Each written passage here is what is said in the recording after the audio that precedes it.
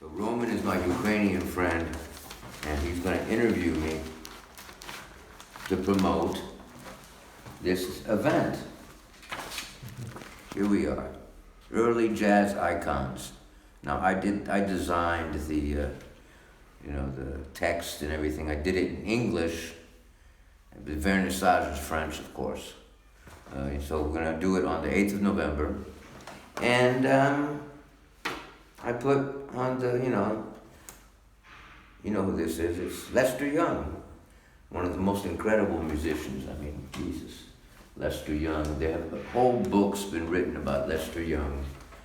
He died a long time ago, but he's still considered one of the most fantastic. I mean, Lester Young, the style, his stylistically, what he did on the saxophone, influenced whole generations of musicians. Lester Young, Stan Getz wouldn't have ever existed if it wasn't for Lester Young. Unfortunately, a lot of the older jazz musicians from the early period, I'm talking about the 30s, 40s, a lot of them have been forgotten, except for, Billie Holiday, who also has an iconic stature, Lester Young, definitely, Louis Armstrong, Charlie Parker. Charlie Parker died in 1955, so it's quite a while ago. Anyway, I'm here to talk about the show. And I inherited my uncle, Harris Lewine, passed away in just 2 years ago, a little while ago. Quite elderly, he's 87 years old. But he was a very famous art director in the publishing industry in New York City. Probably one of the top art directors in the 60s and 70s. Won 34 prizes for the Art Directors Club of New York. He was published annually for a whole bunch of years in Graphis magazine. Here's one of the books I particularly like of his, Stomping the Blues by Albert Murray. Now, this book, produced and art directed by Harris, was groundbreaking in the sense that the author, a black author, there were very few, unfortunately, black people who wrote about jazz for reasons, that we aren't going to get into here. They were too busy playing it to write about it. There were a few others. However, this book put together, Bessie Smith, it used a lot of the iconographic materials, the record labels, photographs, sheet music, even in some places, to illustrate. Here's another great shot of Lester Young. This is fantastic. Here we go. Lester Young, and the juxtaposition of the record label, and it's just beautiful design. Harris was very talented. I don't have an older brother. He was like my older brother. He took me to all the jazz meetings of New York Jazz Society. I grew up in New York, and he would take me on Sundays to the Bronx or to Harlem or to the Glen Island Casino, where they had these get-togethers of all the great jazz musicians living in New York at the time. Several generations, the same day, you'd see Max Roach, Philly Joe Jones, Sid Catlett. It was really, really, really, really impressive. At the time, I didn't really know how lucky I was. Now I do. Anyway, growing up in New York is an education in itself. Here's the St. Louis Blues, famous song. Louis Armstrong. My uncle played cornet, and he was a big early collector of the records, the sheet music, the photography, the whole bed. And his different apartments in New York was jam-packed with memorabilia because he worked, his first real job was making record covers. He kind of fell into it. This is one of his covers, 1957, Clark Terry. And this very talented guy, he'd come up with the ideas he didn't actually do the drawings as a photographer. That was Paul Weller was the photographer, and one of his best friends, Paul Bacon, was the here we are, Paul Bacon, cover, Paul Weller, and a lot of times he wasn't credited, but he always had input. He was the first employee for Riverside Records, Riverside here, which was a company founded in I think just after the Second World War. And they started by reissuing all of the great older 78s and putting them onto the 10-inch standard, which came into being in 1950. And so in 1955, Harris got his first job for Riverside Records. And the first thing he did is he edited a magazine called The Record Changer, which was made, I don't have a copy of it here, it was very nice graphics, 50s graphics, which was made for the record collectors of the day.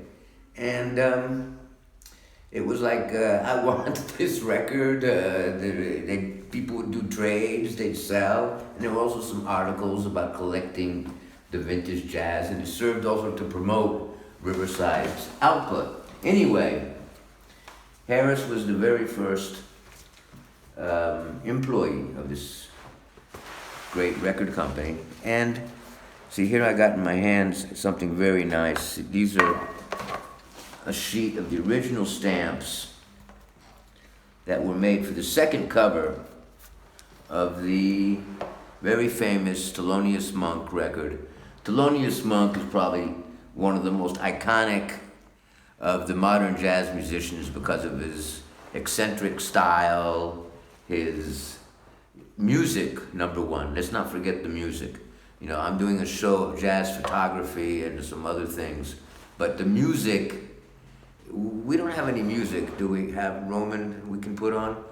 Well, we'll get to the music. At the show, we're going to be listening to a lot of records because it's going to be music, photography, and I'm going to give some little exposés about jazz music, jazz culture, jazz whatever.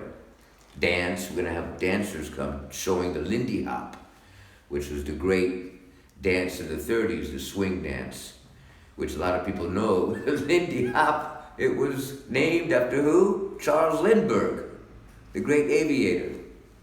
The Lindy Hop, 30s, Lindbergh made his famous crossing of the Atlantic, and great American hero, very brave guy. Anyway, so the show, let's get back to the show. Early jazz icons. Don't forget, I'm handing out my flyer, Roman. Are you going to come from Kiev? You're going to show up? Okay, thank you. I hope you show up at the vernissage. I'm not paying your airfare, but you can come with some friends. Tell them there's a great event happening. They're celebrating some of the early jazz icons, Lester Young, Billie Holiday, Satchmo, Coleman Hawkins, Teddy Wilson, Charlie Parker, and we'll be listening to their music. I'm having a saxophone player come to talk about the saxophone because, we can't forget that the saxophone was invented in Belgium. The show's in Brussels. If you don't live in Brussels, it's very centrally located. You can get here. We have trains from London, from Germany, from everywhere coming here, and you can make a long weekend of it. You come and see the show, and then you go eat some mussels, or do what they do in Brussels, hang out, and drink Belgian beer. Anyway, what else do I got here? This is interesting. It's an example of Harris's avant-garde style in design. This is a book. I brought it along. It doesn't have anything to do with jazz, but it's a book that he produced about cigarettes. 1970. Now here's a photo of Harris. Check him out. Great dresser. He was what you call a dandy. Harris was into clothes, design, food. He loved France. He did his graduate studies at the Sorbonne in 1950. He, on the GI Bill, check it out, Freud on cigarettes. And this book he did from A to Z. He got a lot of the imagery of the old cigarette packs, the history of smoking. Then there's a whole section on cigarettes in the films. You know, Humphrey Bogart smoking a cigarette, you know, the trench coat. It was iconic stuff. You know, here, Humphrey Bogart. Oh, check it out. You know who this is? Erich von Stroheim, who was Marlene Dietrich's opposite in many great films, smoking what they call a Turkish bomber, which were very fat Turkish cigarettes at the time.